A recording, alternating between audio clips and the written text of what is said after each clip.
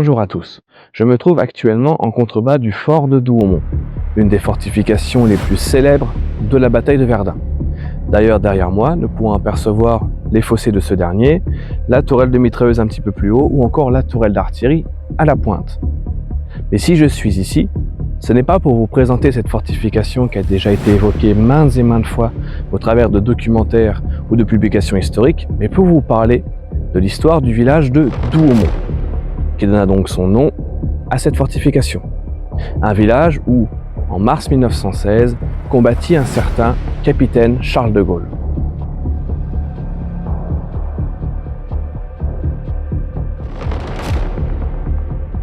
Douaumont est un village qui est très ancien, dont les origines remontent bien avant la Première Guerre mondiale. À titre d'exemple, son église fut construite au XVIe siècle. Un pic de population survient en 1886, puisque un an auparavant commençait la construction du fort de Douaumont. Les travailleurs et les militaires viennent donc ici, à Douaumont, et plus tard s'y installent. La population monte donc à 576 habitants. À la veille du déclenchement de la Première Guerre mondiale, il restait encore 288 habitants qui peuplaient le village de Douaumont, enclavé dans une cuvette en contrebas du fort de Douaumont. La vie y est très paisible, jusqu'au déclenchement de la bataille de Verdun, où ce village, Douaumont, sera rasé par les bombardements. En effet, au 21 février 1916 commence la bataille de Verdun. Après une grosse préparation d'artillerie, les Allemands attaquent massivement le 22 et isolent 3 axes qui deviennent des enjeux majeurs. Fleury devant Douaumont, le fort de Souville, mais aussi le fort de Douaumont et le village éponyme.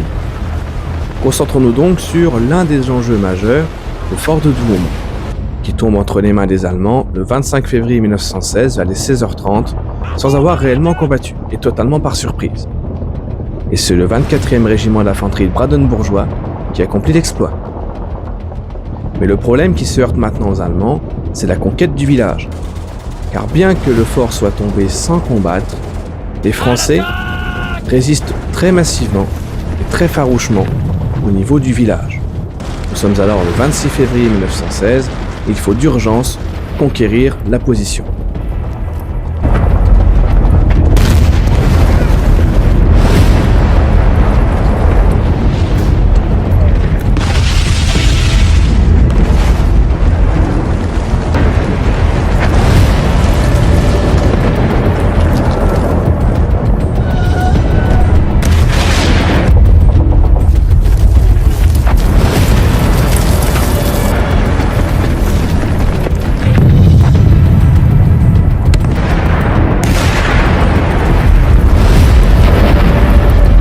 Au déclenchement de la Première Guerre mondiale, civils et militaires cohabitent déjà dans le village de Douaumont. Au déclenchement de la bataille de Verdun, le village est évacué d'urgence et dans les premiers jours, il est vidé de ses habitants. Il est impossible de savoir si oui ou non tous les habitants sont partis, puisque certains, trop vieux et passés physiquement, ont sans doute dû rester ici et sont morts dans l'effondrement de leur maison. Et d'autres qui avaient bâti toute leur vie ici ne voulaient en aucun cas abandonner leur village. Quoi qu'il en soit, dès les premiers jours de la bataille de Verdun, le village et le fort sont visés par l'armée allemande et donc par leur artillerie. Dès le lendemain de la prise du fort de Douaumont, les Allemands veulent s'emparer du village. La 5e division d'infanterie allemande est donc mobilisée pour le conquérir, et plus particulièrement le 12e grenadier et le 52e régiment d'infanterie. Toutes ces troupes allemandes viennent depuis le Bois-Chauffour, en contrebas du village, et tentent désespérément de le prendre. Mais les Français résistent farouchement, et notamment les 85 et 95e régiments d'infanterie, qui seront plus tard baptisés les boucliers de France. Les Allemands sont désespérés et imaginent qu'ils n'arriveront jamais à prendre ce village. C'est pour cette raison qu'au 26 février, ils le bombardent avec des obus de 305 et même 380 mm. Le bombardement est insoutenable, mais les Français s'accrochent. Les Allemands utilisent même la tourelle d'artillerie de 75 mm à canon jumelé du fort de Douaumont et tirent 211 obus sur la commune. Mais par chance, la position du village enclavé dans une cuvette la protège suffisamment des destructions, ou du moins de celles occasionnées par le bombardement de la tourelle de 75 mm. Donc, en effet, ce bombardement qui avait lieu à 6h30 du matin est certes infernal, les 305 et 380 touchent le village, mais la tourelle n'est pas réellement en mesure de toucher les soldats qui se trouvaient dans les rues de Douaumont. Entre-temps, le 110e régiment d'infanterie avait remplacé les 85 et 95e régiments d'infanterie. Et en ce 2 mars 1916, c'est le 3e bataillon du 33e régiment d'infanterie qui relève les éléments du 110e régiment d'infanterie. Et plus particulièrement, ceux qu'on trouve dans nos villages à ce moment-là sont issus de la 10e compagnie du 33e régiment d'infanterie, commandée par le capitaine Charles de Gaulle. Mais le 2 mars 1916, le capitaine Charles de Gaulle et ses hommes font face à un bombardement furieux, car ce jour-là, les Allemands tentent de nouveau de conquérir le village de Douaumont, en attaquant tout d'abord depuis le bois Chauffour, en contrebas, mais aussi par la rue Haute, juste au-dessus de moi. Un boyau permettait de rejoindre l'église à cette même rue Haute. Et de Gaulle voit le mouvement des troupes allemandes, et donc décide de prendre ce boyau pour remonter tout le village, afin de tenter d'entraver l'avancée des Allemands. Mais il tombe nez à nez face à des troupes allemandes, l'un des soldats lui plante sa baïonnette dans la cuisse, une grenade tombe, explose et finit d'étourdir le capitaine Charles de Gaulle, qui est laissé pour mort. Le 2 mars 1916, le village de Douaumont tombe entre les mains des Allemands. De Gaulle a pourtant bel et bien survécu. Il sera envoyé à Mayence en Allemagne pour y être soigné et sera ensuite transféré au camp de prisonniers de Osnabrück, en Basse-Saxe, où il tentera de s'évader par 5 fois, mais sera réellement libéré le 11 novembre 1918, date à laquelle eut lieu l'armistice. Le village de Douaumont sera ensuite repris le 3 mars par les troupes françaises avant d'être de nouveau perdu le 4, donc le lendemain, date à laquelle les Allemands en seront définitivement les maîtres. Finalement, le village de Douaumont sera repris le 24 octobre 1916, donc il restera allemand durant la majeure partie de la bataille de Verdun. Et c'est pour cette raison que le village fut détruit en grande partie par l'artillerie française, dans le but d'entraver les troupes allemandes. Village qui sera repris à partir de 14h45 par le 4e régiment mixte de Zouaves tirailleurs, abrégé 4e RMZT. Le 24 octobre 1916, c'est une date qui est très importante dans l'histoire de la bataille de Verdun, puisqu'elle marque le début d'une succession d'offensives dans le but de reconquérir le terrain perdu. Date à laquelle également fut repris le fort de Douaumont. En effet, le 13 septembre 1916, les Français commencent une grosse préparation d'artillerie afin de reprendre les forts de Vaux et de Douaumont. 654 canons sont alors utilisés, dont 2 obusiers modèle 1916 de 400 mm baptisés Alsace et Lorraine. Le 24 octobre 1916, vers les 11h30, l'offensive commence. Les troupes doivent donc s'emparer du fort de Douaumont et du fort de Vaux. Au niveau du fort de Douaumont, nous trouvons la 38e division d'infanterie, l'une des 2 divisions coloniales avec la 37e, et plus particulièrement le RICM, régiment d'infanterie coloniale du Maroc, dont le 8e bataillon a pour mission de prendre le fort de Douaumont. Mais ce dernier est en retard et est perdu dans le brouillard à Fleury devant Douaumont. Ainsi, vers les 15h30, Paul Dumont et Jean Egon, 2 soldats du génie de la compagnie 19-2, décident d'entrer les premiers, accompagnés de 5 isolés du RICM.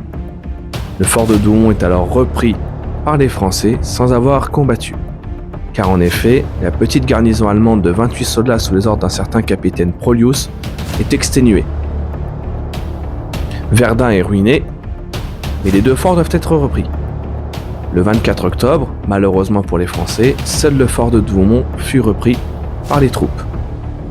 Il faudra attendre le 3 novembre 1916 pour que le fort de Vaux puisse être repris, là aussi sans combattre, puisque les Allemands l'avaient évacué dans la nuit du 1er au 2 novembre 1916.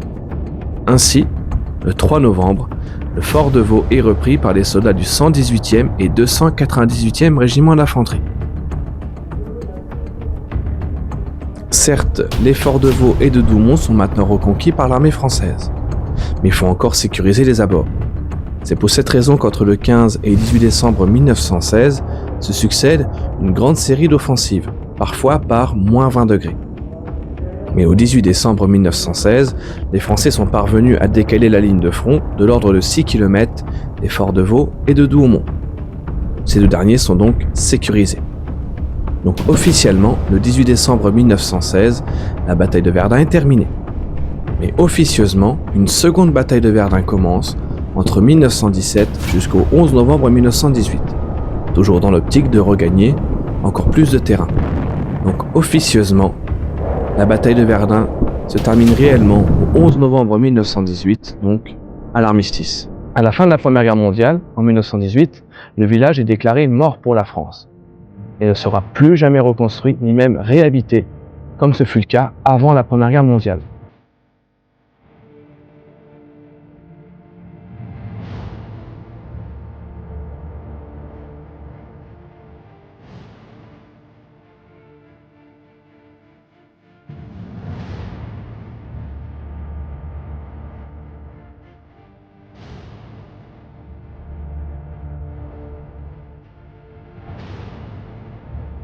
En revanche, à l'emplacement de l'ancienne église, comme dans chaque village détruit, on installe une chapelle. En effet, sur le champ de bataille de Verdun, nous trouvons 9 villages qui seront totalement rasés suite aux affrontements de 1916. Les villages ne sont jamais reconstruits, mais possèdent tous une chapelle. Et ici, par exemple, se trouve la chapelle Saint-Hilaire, inaugurée en 1932. Le village est détruit, il existe toujours un conseil communal qui veille à l'entretien du site et qui organise également les cérémonies. Et ces chapelles servaient également d'abri pour les premiers pèlerins qui se rendaient ici après la Première Guerre mondiale. De nos jours, dans le village détruit de Douaumont, qui est maintenant ouvert aux visiteurs, vous pouvez voir des pylônes verts avec sur un fond blanc le nom des familles qui habitaient ici. Et c'est assez tragique de se faire à l'idée que ces familles-là ne sont jamais revenues ici et à la fin de la Première Guerre mondiale, leur vie, leur village, leur commerce était littéralement rasé par l'artillerie. C'était donc l'histoire du village de Douaumont, l'un des 9 villages détruits du champ de bataille de Verdun, et qui malheureusement reste méconnu, puisque le plus célèbre demeurera Fleury devant Douaumont. C'est aussi un lieu où se sont croisés 2 pans de l'histoire française, et 2 pans très conséquents. Déjà d'une part, la bataille de Verdun, mais aussi l'un des officiers les plus connus et les plus célèbres de l'histoire de France, Charles de Gaulle, qui à ce moment-là était capitaine et qui plus tard deviendra le très célèbre général Charles de Gaulle.